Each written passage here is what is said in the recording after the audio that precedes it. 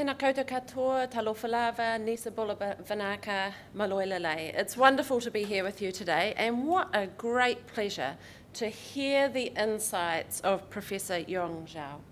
Thank you, that was just amazing. New Zealand is a small country, and we have all the resources we need to enable our children to be the best that they can be, and to embrace the opportunity of an innovative education sector. I believe that our nation is on a journey to fully understand and appreciate the place of children in our society.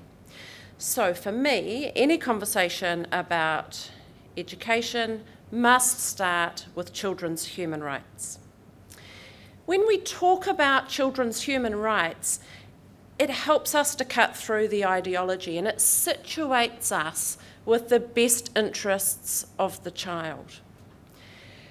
It helps us to understand that there are obligations for the government, for teachers, for parents, and for our communities to uphold the human rights of children. And a useful way to think about children's rights is to break them into provision rights, protection rights, and participation rights.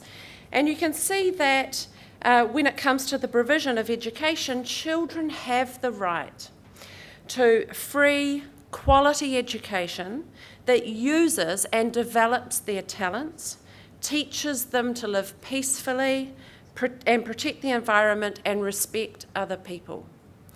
So through that you can see that there's a multifaceted nature to education, and an education that upholds children's rights will be enabling learning in all of these areas.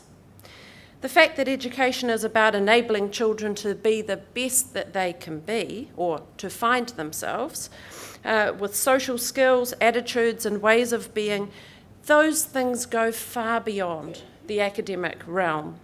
And if you want to see a funny expose of the testing regime in America, watch the comedian John Oliver on YouTube. He's got a really great clip about the impact of masses of testing on children in America and some of the side effects of that. In 2016, we all have to acknowledge the social, economic, technological, and environmental changes that mean we can't predict what the future will look like for our children.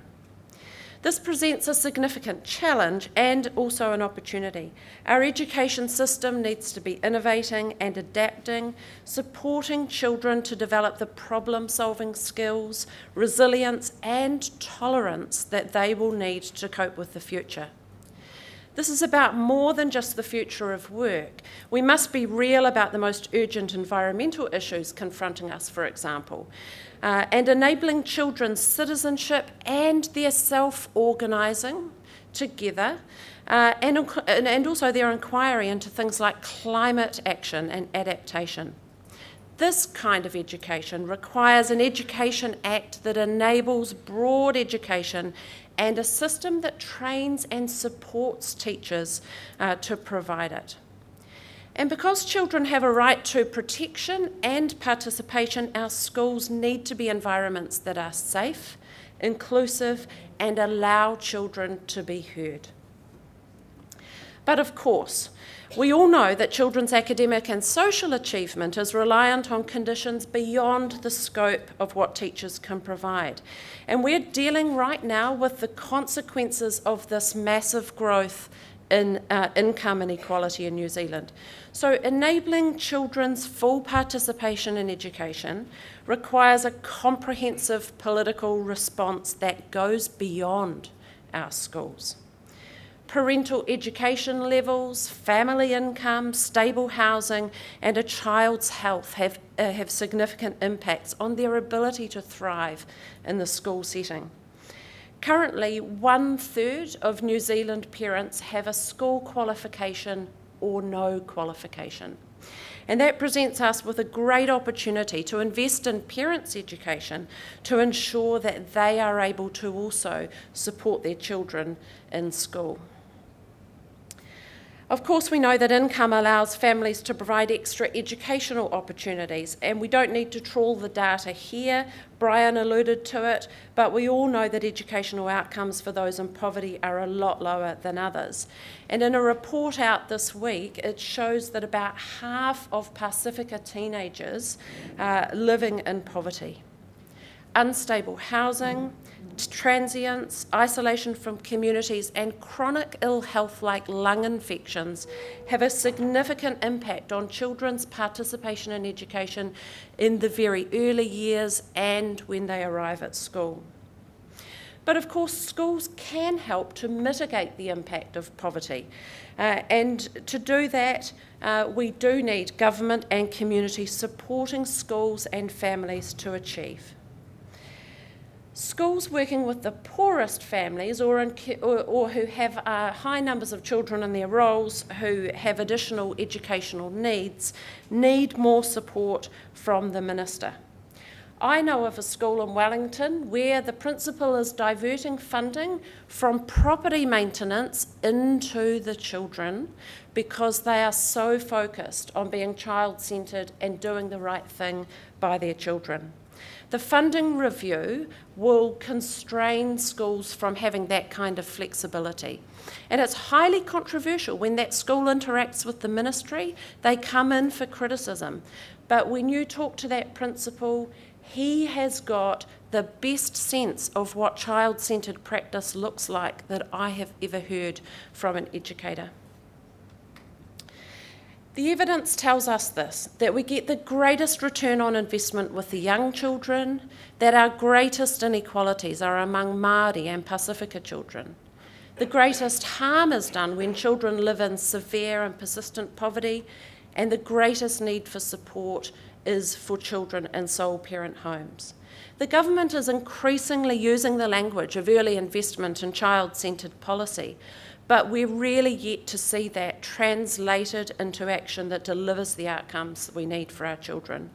Indeed, I think there's a significant opportunity for the government to engage with the NZEI and other strategic partners to agree what are the outcomes we want for our children.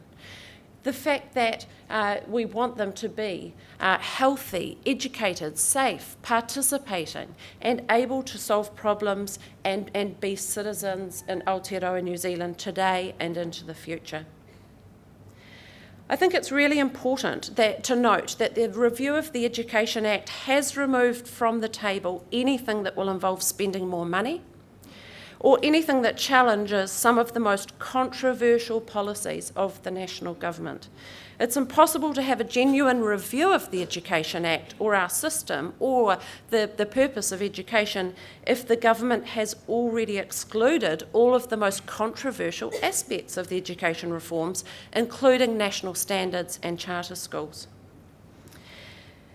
And so I've done a lot of thinking about the solutions for children, and this slide just speaks to some of those. But I want to tell you that this year in September, the United Nations Committee on the Rights of the Child will examine New Zealand's record over the past 5 years when it comes to children's issues. And part of that examination in September, when the government fronts up, the examination will include the voices of 1,200 children who UNICEF, Save the Children and ACCA have spoken with in schools and churches, on marae, right around the country. And what the children have told us is that they are seeing in their communities some groups of children being treated very differently from others. Disabled children, Māori and Pacifica children, and children who are living in poverty. They also talk about their experience of school. They describe bullying.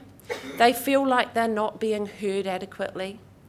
They have identified a number of solutions that they're going to put to the United Nations, and when the United Nations Committee reports back on New Zealand's performance later in the year, there's a few things that we can predict will come.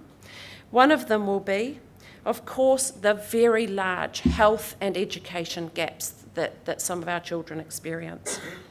They'll criticise New Zealand for not having a national plan for children. And they'll highlight the fact that large numbers of our children are missing out on their right to an adequate standard of living. A review of the Education Act and the funding review that you'll all be submitting on and commenting on as the year progresses should be about getting the best solutions for how to create the best education opportunities. And children's rights are the place that we should start. In closing, when the government was consulting some years ago on the Children's Action Plan, we spoke to about 1,100 children, and children said to us that families are the primary source of support for them, of course, but they said that government and community have a role. They want their parents to be well supported. They said their parents need to stop being angry. But of course, if you are struggling to make ends meet or working 3 jobs just to get by, you're going to be angry.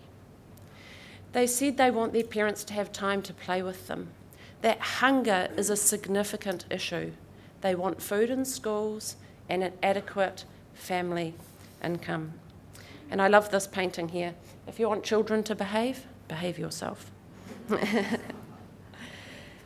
So our education system, the purpose of our education system, has to be enable children to develop to their full potential.